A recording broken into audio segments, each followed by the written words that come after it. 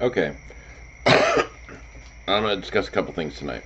Um, it's in regards to LARPing. I'm going to talk about bullying at LARPs, and this is mainly out of character bullying, as well as oversensitivity. I'll explain that when I get to it. Bullying at LARPs. There's two types of bullying that you're going to see. Well, three types. In character is perfectly fine, especially in a werewolf LARP. It's all about bullying. Vampire LARPs, you see the same thing. Hell, most LARPs probably have some degree of bullying in character, and it's perfectly acceptable. But then you hit the out of character bullying. Now, the first type is when players start to bully other players. This is when they'll make snide remarks out of character, saying, oh, you're going to make me kill your character, aren't you? Or, well, thank God you didn't attack me there, mess with my influence because I'm going to kill you. It happens, or, well, you can't take me because I got this gift or this power, this discipline. We've seen it. Everybody's seen it. It's not acceptable. It's not the sign of a good gamer. It's not the sign of a mature gamer. It's the sign of a scared gamer. It's the sign of a meta gamer. Some people will slip, or some people will kind of do a commentary about things that have happened. Like, thank God you didn't challenge me because I didn't want to have to kill you. Well, sometimes it's not always bullying. Sometimes that's just somebody who's a bit overconfident about their character's abilities, and they're going to state that, hey, I would have killed you. But the malicious kind, and even if they don't think so, it's malicious, is when you're trying to, through your words and through your veiled threats, influence the way somebody else plays their character, especially in relation to yours. And it always has a positive impact of some sort on yours and a potential negative on theirs. It's just not a good thing, and it should be stopped. Players tend to either ban against it, or they tend to start driving those players away or stop associating with them. And that'll cover that. Then there's staff bullying. This one always upsets me because the staff is held to a higher standard. They are the overseers of game. They're the coordinators. They're the officiators. They're the people who are going to make all the judgments. Therefore, they need to be held to a higher standard. They have to be nonpartisan. They have to be unbiased. And they have to adhere to a proper etiquette. Examples of staff bullying is when somebody goes up and admonishes somebody for an action they've taken. Not a critique.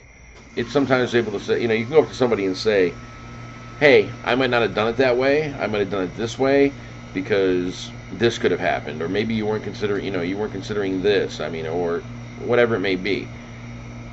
A player can always feel when it's constructive criticism versus staff bullying.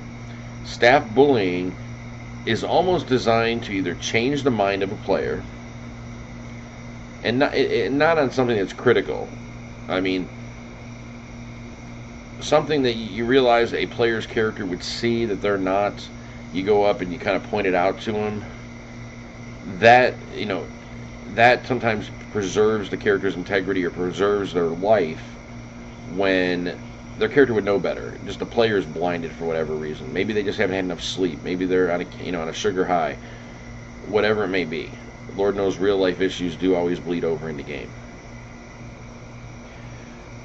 Or it's designed to change a behavior in the future and not necessarily a behavior that needs to be changed. Yes, a staff will bully some people. We bully metagamers, trying to get them to break the metagaming habit. We will, bully cheaters. We do our own bullying. We bully genre into people because we basically make sure that they understand that there are repercussions to not acting in the role you've been assigned or that you've chosen for yourself. So it puts us in a situation where when staff bullying occurs, it's a bigger issue. And it frustrates me to no end.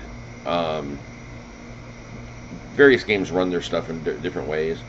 We have there's a two-pronged process for ours. Number one, we have a player representative. Okay, when something involving the staff happens, the player can go to the player representative. The player representative will bring that to our players themselves, or to the staff themselves, and we'll try to handle the issue. The other one is me. I have a huge veto nuke. I have the ability to basically turn around and say, no, this isn't happening. Because in the end, my game has had longevity, and it's had continuity because I carry a big stick.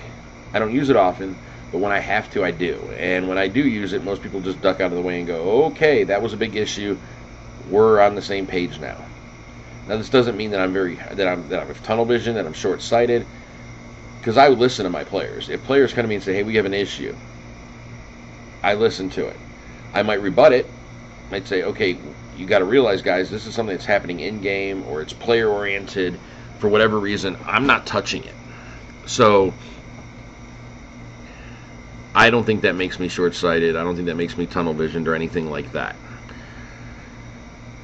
Tunnel vision would be if I just never listen. If I never listened, my players they'd use their feet to talk. They'd leave game, and I'd be left with a small core group of people who are just either loyal to me or loyal to the way I run things. I have a game that gets large, and it fluctuates depending on the season, depending on the weather, depending on holidays. I mean, I had a smaller game this past session because it was on Mother's Day. Whatever it may be. I mean, surprisingly, when we've had hurricane watches and they recommend we're not on the street, we're out there gaming. Why? Because we're hardcore that way. So that covers bullying. And that sometimes directly affects the other side of it, which is oversensitivity. If you don't feel that you can handle either the in-character repercussions of what you've done, or how people are going to treat you in character. You're playing in a werewolf LARP. Get offenders are going to be prejudiced. And if you're playing a childy guy, a peacenik, or a lowly bonar, you're probably going to catch some abuse. You're going to catch some crap. They're going to treat you badly. It's kind of the role you signed up for. So you got to accept. You got to have a thick skin. Just because I treat you like shit with my character doesn't mean I disrespect you. I'm playing a role. I mean, how many times have we seen people, actors in movies play roles that they don't necessarily agree with? I mean, what was it, A Time to Kill, I think it was called? Kiefer Sutherland played a guy who raped a black child and killed her, and gee, I'm pretty sure Kiefer Sutherland doesn't, buy into that philosophy. And as such, neither do most gamers. We don't play roles that we believe in all the time. We play roles that fit the story, the chronicle, whatever it may be, the genre itself. If you're somebody who cannot accept the in-character repercussions, the in-character admonishments, or insults, or prejudice, or stereotypes, whatever it may be, maybe these aren't the games for you.